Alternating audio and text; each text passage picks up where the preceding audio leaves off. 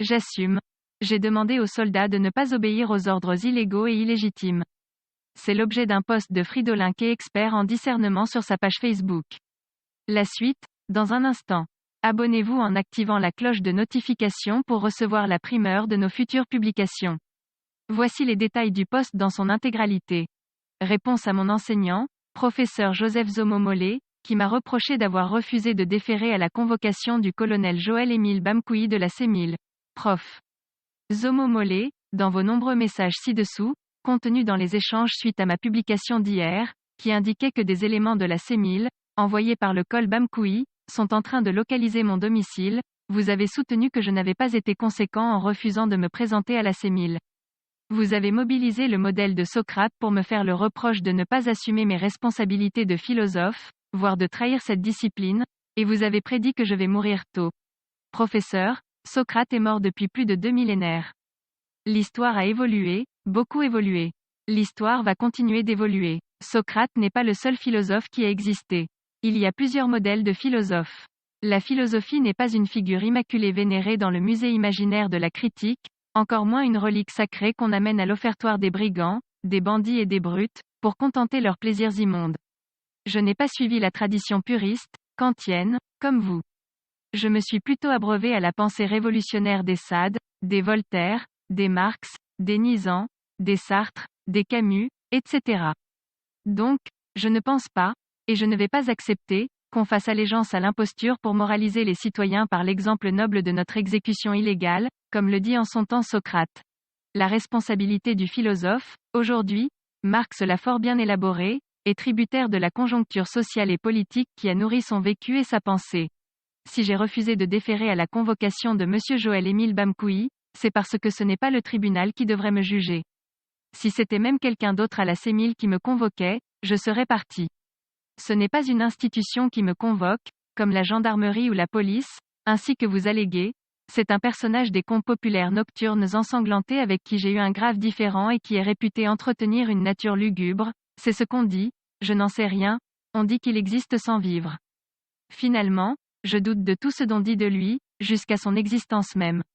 Prof, contrairement à ce que vous dites, je suis responsable de mes actes. J'ai dénoncé la torture des civils à la CEMIL, j'ai dénoncé la guerre aux Nozo et je vais en assumer les conséquences.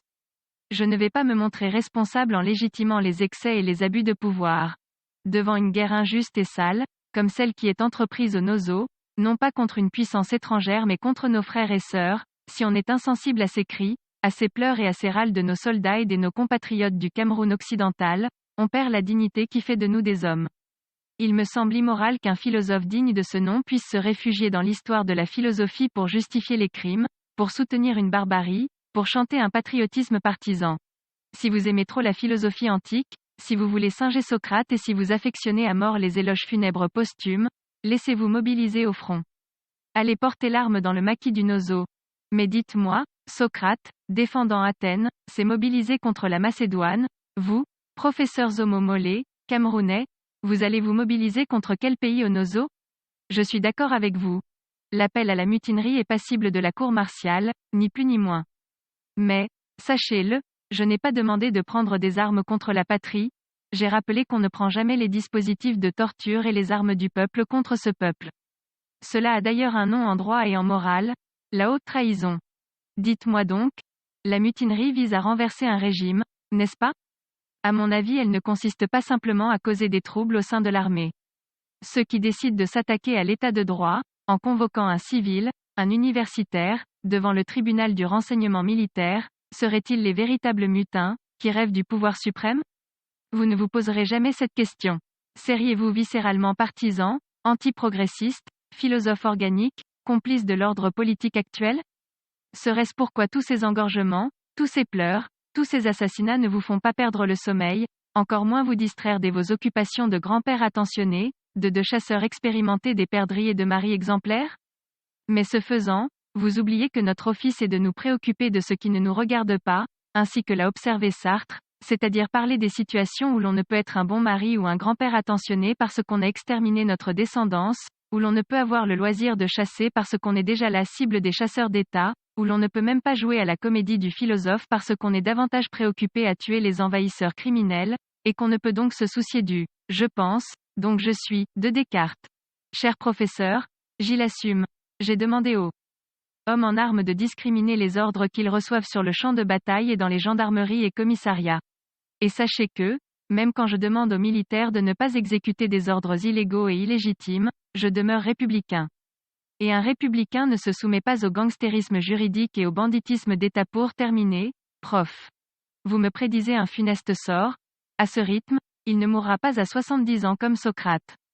Sachez d'abord que, généralement, les hommes de chez nous, en Afrique je veux dire, ne vivent pas vieux. En tant que penseur radical, je suis né trop vieux et mourir à un âge trop avancé serait un calvaire intenable pour moi. Je dois ruiner toute ma prolifique vie maintenant, de peur qu'elle ne prenne des rides malsaines du vieux temps. Philosophiquement vôtre. Veuillez prendre 3 secondes pour liker la vidéo et la partager.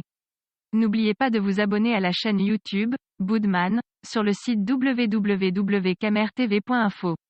À bientôt pour de nouvelles publications.